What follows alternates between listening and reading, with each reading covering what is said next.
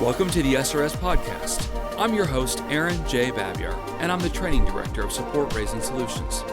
Whether you're a new ministry worker or a veteran looking to increase your competence and confidence, Support Raising Solutions seeks to bless you in your quest to be a spiritually healthy, vision-driven, fully funded Great Commission worker.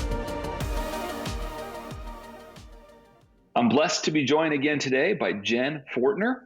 Jenn works with Eurasia, with the Assemblies of God World Missions, and lives in Springfield, Missouri. And she joined me last week and spoke about why coaching is key. But we're going a little bit of a different direction today, and it really has to do with turning a yes into a real gift. Jenn, I don't know about you, but I definitely failed at this quite a bit early on in my raising support. I would ask somebody to join my team, they would say yes, and then nothing would happen. So first of all, I say thank you again for joining me. Welcome. And also, my guess is this happened to you at one point as well? Oh, goodness. Yeah, it's something that's, it's probably, as a coach, probably the number one question that I get. Or it's the number one thing that I'm trying to solve for a missionary. Even if they don't know that it's a problem, oftentimes I know that it's a problem. Right. Because again, it really does make a huge difference in how you close an appointment, and how you tackle this concept will keep you from chasing your tail, and it will save you a lot of time by just doing several things during an appointment or afterwards that really make a huge difference. And it takes a little time to unpack that and figure that out for a new staff. So I think it's really important to spend a little time on this topic. I have a horror story from a friend of mine, and I say horror story just because it's sad. And he, at one point, in inviting people to join his team, was doing a pretty diligent job at getting the appointment, of inviting people to join his team, them saying yes, and then all communication stopping from right there. And at one point, I began to pick up that it was a big issue. And I said, well, I thought you said that a few people said yes to you a couple of weeks ago. He goes, oh, yeah, they did. And I was like, so are they giving yet? He goes, oh, no. And I said, well, when are they going to start giving? Oh, when Jesus leads. Like, he started giving me these like really Sunday school answers. And I finally, we'll call him Mike because I don't want to pick on him because he's a wonderful dude. But I just said, hey, do you have like more people who told you yes that aren't actually on your like financial giving team? Like, meaning their money's not getting into the bank? He goes, oh yeah, I have a lot of people like that. I said, okay, hold on here. How many people? 17. And Jenn, he had 17 people who had given him a yes, and he did not have a follow-up plan. He did not know how to move that, which I think is a God moment. He didn't know how to move that God moment where somebody committed to pray and financially partner with him. He did not ever think through, how do I have a process to make that work? How do I move somebody from just saying yes with their heart, but being able to also say yes with their wallet? And that's a little bit, but that is what we're talking about today, right? Yeah. Oh, yeah. Definitely. How to turn those verbal commitments into actually turned in commitments. Yes. And I will say this as a disclaimer. I say this on most of the podcasts, but this is not really training. Jenn and I are going to have a great conversation. But if you have not been through any sort of formal support raising training, not just read a book, not just read scripture, but get training, a podcast isn't going to help you all that much. So we highly encourage you to find some sort of formal support raising training. Obviously, this is a podcast with Support Raising Solutions. We know that our boot camps are a world-class training tool. If you have access to that, certainly encourage you to get to one of those. We have one almost every month in the U.S., and sometimes we even do them on the international stage. But we also know that those aren't the only trainings that are out there. And Jenn, speaking of training, I know that you've done some training too. Tell us a little bit before we keep going. You have a little bit of a training manual that you use inside of Assembly God World Missions, don't you? Yeah, I wrote it. It's basically more of like a small group Okay. format. So what we do is we take a workbook that has 8 chapters. We bundle 2 chapters together, but we spend 7 weeks, 1 hour at a time with small group cohorts, and we go through that training manual. Virtually together online using GoToMeeting or Zoom or Okay. whatever. And we do for that 7 weeks, 1 hour at a time, and line by line kind of practice elements found in the workbook. And it's a lot of the same type of stuff that you do in boot camps. And by the way, Hmm. Aaron, I'm sending 2 of our veteran missionaries to one of your boot camps, I think Oh, next great. week. Great. So I highly recommend, if anybody's listening to this and wondering if they should go to a boot camp, you should Yeah, do it and so for sure. I thank you, by the way, but I'll just echo the idea there is books are great, podcasts are great. Um, Please read your Bible, but you do need to get training. You really need to get training, Yeah. and this doesn't count. One other thing before we keep going to is, since we're kind of off topic a little bit here, is resources. Of course, there's the SRS blog, and there's other resources you can get out there. I hope you spend time reading some of those articles. In fact, I'm working on one right now. But Jenn, you have a great website that has resources too. Can you go ahead and plug that real quick and tell people where to go if they want to see more of your stuff? Yeah, sure. It's just my name, JennFortner.com, is the blog. And I try to post once a month on that. And I just basically give kind of 200 level thoughts on support raising, probably more of like a deeper dive into specific Hmm. topics and things that I'm seeing with my missionaries that they're facing that I think would be helpful to kind of have an expanded look on or take Great. on. So yeah, that's my name, 2 N's, Yeah, JennFortner.com. JENNFORTNER.com. Okay, well, let's get back to the topic at hand, though. When it comes to people being able to transition from somebody saying yes and kumbaya, praise the Lord, they want to join your team. It's such a wonderful thing. And then now what? And I got to tell you, Jenn, I really needed somebody to have this conversation with me right after boot camp, because I had forgotten or missed or went to the restroom or something happened. I wasn't clear on the now what when I went to my first boot camp many years ago, and I struggled. So what do you tell someone who is really struggling with that same issue of moving people from saying yes to actually being on your financial support team?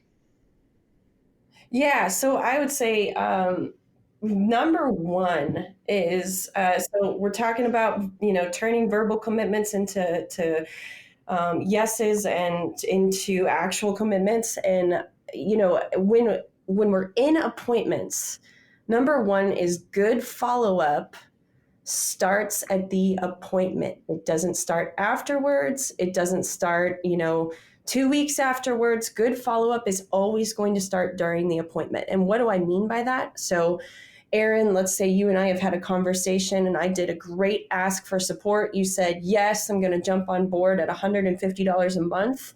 Now, what do I do? Mm-hmm. Right? So again, good follow up starts with the appointment number one, and that is setting yourself up for good follow up during the appointment by following what I call the 2 C's. Okay, so number one is communicating.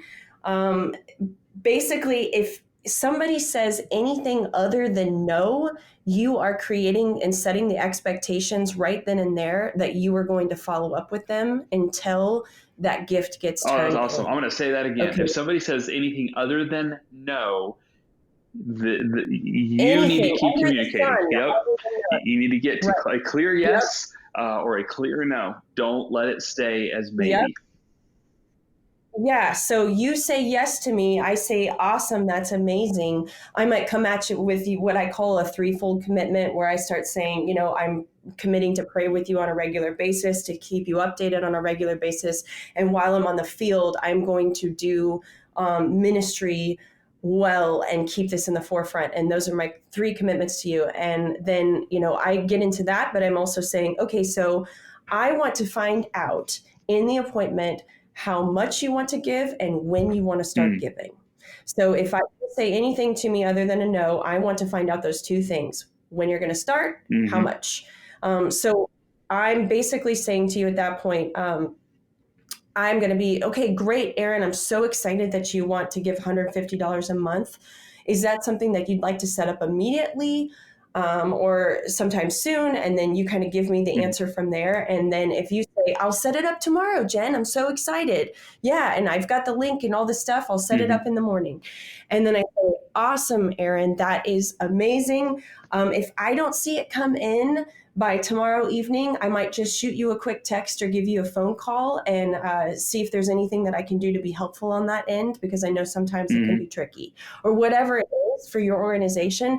But you are setting up, clear understanding of when they want to start giving, how much they want to start giving, and when you're going to be following up with them. So those three things are really, really key. Now, there's people, of course, they're going to be nervous about that. They go, I just want them to do what God leads them to do and when to do it. And I don't like to be that hands-on. And they're might be a little reticent from being that directive. And yet the reality, though, Jen, is if people are oftentimes, they're waiting for us to tell them what to do. They don't see it as us being controlling or manipulative. They want to know how to give. And a lot of times they're not going to say those words, but they're going to sit back and wait until we give them a specific guideline or path that they're supposed to take to set that gift up, right?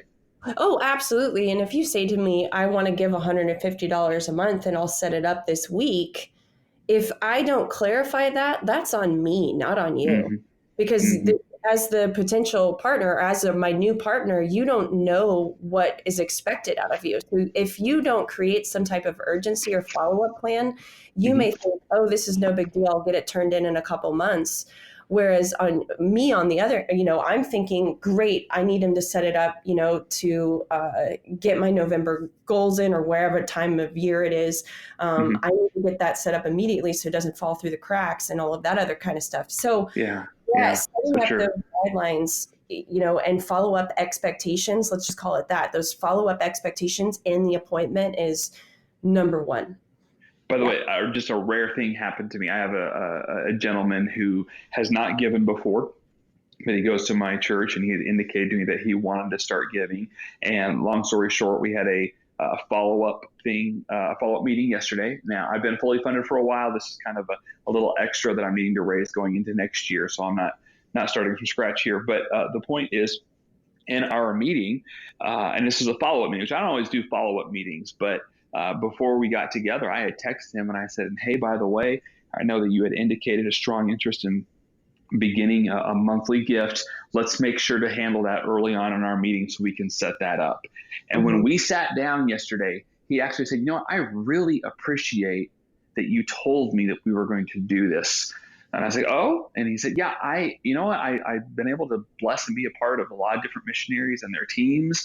And usually I'm left guessing. And you made it very clear as to what we were going to do first. And I really need that. I appreciate that I'm not supposed to guess and trying to figure out how to go about do this. And I thought that was really interesting that he noticed that there was a plan, and he didn't see that as manipulative. He was actually thankful to have a clear path forward. So that really is something that's very important that we have in our own heads and hearts and hands, like we're ready to go, right, Jen? Yeah. And, I'll take it even a step further. I think every organization sort of has its own internal speak or culture. You've got acronyms going on. You've got all of this jargon. And you, as a missionary or a worker, staff, are thinking, cool, they know what this is like. They've probably supported a missionary before. And oftentimes that's wrong. They have no idea what this looks like. You have to create that for them. You have to create that culture, that dynamic of understanding for that potential partner or that new partner that you've got, because this is probably the first time they've actually personally supported a missionary in a lot of cases. So even just, I want to take a note here, and it may seem really simple, but providing all of the information that they need to sign up during the appointment is huge for follow-up. If you love to read, we have an entire blog article archive on support raising, from biblical encouragement to practical tips to stories and personal experiences. Meanwhile, there's different articles that are more along the lines of shaping culture, elevating training, and building infrastructure so that you can multiply your coaching within your missions organization. Either way, you might want to go check out some of our articles at supportraisengsolutions.org/blog. I totally agree. And if somebody, for whatever reason, if you can't do it in the meeting, or maybe they're not saying, maybe you're not with them when they say yes. Yeah, I want to emphasize there, having a clear plan for different nuances is so important, because you might not even be sitting down with somebody in the meeting when they say yes. It might be a follow-up phone call later on. In fact, many times it probably will be. Know how you're going to make sure that you have that connection, because what you don't want to happen is you just text them a link, or you email them a link, or you say, okay, go ahead and mail that, and then it sits there as this unfinished task for 2, 3, 4 days or weeks or months. If you don't have that clarity, it's one of the most important to-dos that's being left undone. Yep. Yeah. And Aaron, okay, so let's say you and I have met, you want to give $150 a month. You say you're going to set it up in the morning. And I've said to you, great, I know the amount, okay? I know when he wants to start giving, okay? I've set up expectations that I will follow up. And again, saying that means, Aaron, if I don't see that come through by tomorrow night, I might just touch base with you and see if there's anything that you need, if you need the link again, if you've got any questions, is that okay with you? And you say, yeah, Jen, that's fine. And I'll try to set it up in the morning. I say, great. Another thing that could be helpful, and this is actually something you taught me, Aaron, is to say, that is awesome, Aaron, and that will really help me with my December goals. So we're in December as we're recording this. So that you filling that out and turning that in tomorrow morning is really going to help me get to my December goals. Right. And that creating that urgency in the midst of the conversation is going to help the potential partner, the new partner that you've got, really understand that, it is a big deal that I get this turned in. Yep. Another nuance that you could do too is, if someone, if they've made that decision, if you are with them, say, well, could you take about 5 more minutes now so I don't have to send you something later on and you may or may not get it. Like, I think the idea there is creating an urgency. Now, it's not an emergency, but creating an urgency of, hey, we'll save a lot of time later if we handle this now. Or even possibly, and I've done this, Jen, I don't know if you have before, but when I've had somebody join my support team and they're within a reasonable driving distance, and say they want to join my team, but they don't know their routing number or whatever from their bank, I'll just say, hey, you know what? I'd love to set this up with you. And I'm not wanting to send them a link like right away, because I'm worried they're going to forget about it. And I might say, hey, will you be home tonight at 7 or 8 o'clock? I'll call you and I'll send you a link and I'll walk you through setting it up in case you have any questions. And I've had multiple people set up their support that way. And by me allowing it to exist on my list, my to-do list, not just theirs, but keeping that task of actually setting up the gift on both of our to-do lists, I've been blessed to not spend as much time chasing people down who said yes and then feeling bad, like, well, am I guilting them now? Did they change their mind? Like, there's all this extra social drama that's just completely eliminated by handling it quickly. Exactly. And I think a lot of times, my workers come to me and say, it just feels awkward to do follow-up. And I say, it will be so much less awkward later on if you do it in the appointment, if you set those expectations clearly in the appointment. Yeah. Okay, great. Yeah. Well, as we move to closing, Jen, I want you to have final last words of wisdom. So I defer to you, and as people are listening, and some people are probably being pretty freshly inspired and having some aha moments. What's a final thought you have for moving people from a yes to actually being on our prayer and financial support team? Yeah, let me give just a couple of really quick tips. One, communicate with potential partners your target date for starting your assignment whenever you are. So you want to put that in front of them whenever you're communicating, because it does create that sense of urgency. 2, don't procrastinate on following up. Following up with partners is not optional. And if you say you're going to call at a certain time, do it. Don't miss out on support. You might miss out on support if you don't put the ball in your court. So the ball always needs to be in your court. Another quick tip, if a potential partner says that they are going to give, they most likely will, but it is up to you to make sure and remind them to do so. So it's not it's not on them, it's on you to make that happen. And then lastly, just make it as easy as possible for them to give. Don't have them, do as much work for them. Try to make it as easy as possible and make that on-ramp as seamless as you can so that they can give easily. Right. So there you go. Very good. Great stuff, Jenn. Wow. Our time went quickly, but I believe we covered a ton of information. So thank you so much, Jenn, for just being a part of the SRS podcast today. I appreciate the work that you do. I've been on your website many times. I've sent the links from your website to people many times, and I know you've directed people to the Support Raising Solutions website as well. And I just really appreciate your partnership in ministry. Thank you for joining me today. Yeah, thank you so much. And thanks, guys, and go get them.